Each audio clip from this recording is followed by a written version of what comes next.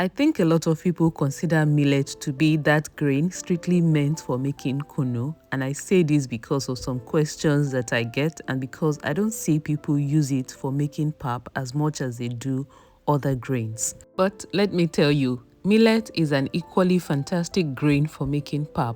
You can use it on its own or you can mix it with other grains. Plus, by going through just one process, you can have pap and kuno. Hello everyone, how are you doing today? Let us make pap and kunu using millet as the main ingredient here.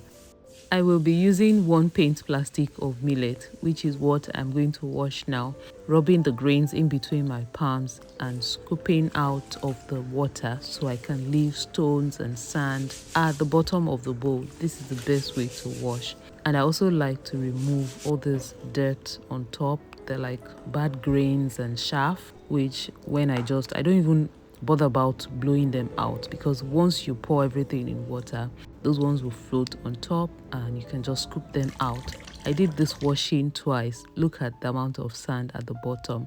This is the second time of washing.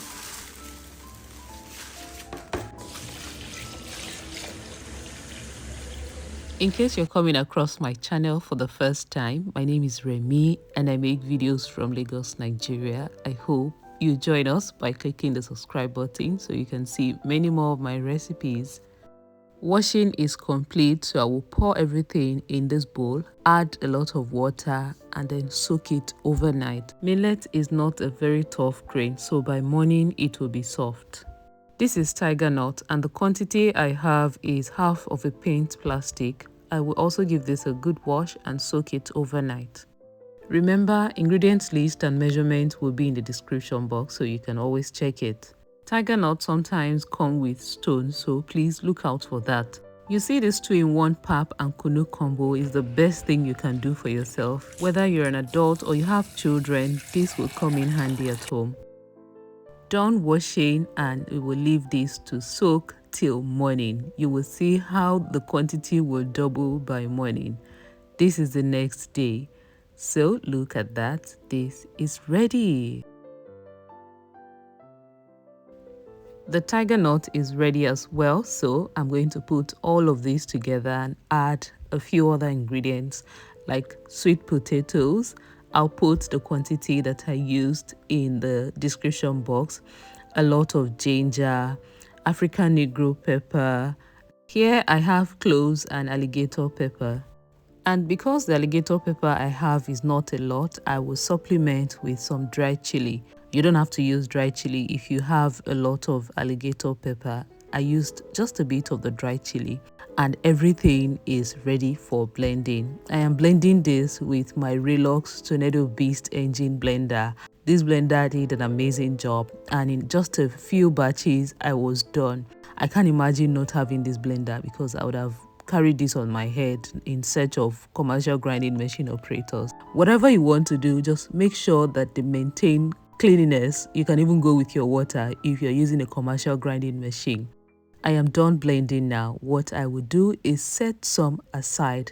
Because I'm not making a lot of kunu, I am just going to scoop out about 5 cups in 2 different bowls, which is what you're looking at now. Meanwhile, I already started boiling some water, which I'm going to pour in 1 part of the blended millet. Cover this after adding the water, and by the time you open it, it should thicken just like what you're seeing now. In the other part, I loosened it up with a bit of water and added it to the one I poured hot water in, more like pouring cold pap or raw pap in cooked pap. And to sweeten it, I will not be using sugar. This is date powder. I'll put the link of the recipe in the description box. I will mix everything together, cover it and leave it overnight. The date powder is just my preference. You can use sugar if you want. To the rest of the millet, I will pour in cold water, just cold water to loosen it up and sieve like we do with pap. This is quite a bit of process, but once it is ready, you will enjoy it for a long time. This is the kunu, this is the pap that I sieved, and over there is still in the pot, is still the pap. This is the next day and you can see the fermentation. Look at the kunu. This is what you will see by morning. It will ferment a little bit. That's why you can see those tiny bubbles on top. So I gave this a good mix and then sieved using the same cheesecloth that I used for sieving the pap. Once I am done sieving, this is ready to be consumed. Once you're done sieving, it is ready. This is just so good. This kuno was so good, and the color you're looking at is due to the date powder that I used in place of sugar. I served this over ice, and oh my, I really enjoyed this. I had like 3 glasses straight up. This is the pap after everything has settled and I put everything together. I will put this in little plastic bags and store in the freezer. Of course, I have to show you what the cooked pap looks like. This is it. Creamy, nutritious, spicy, moderately, very good, and you have to make yours following this recipe.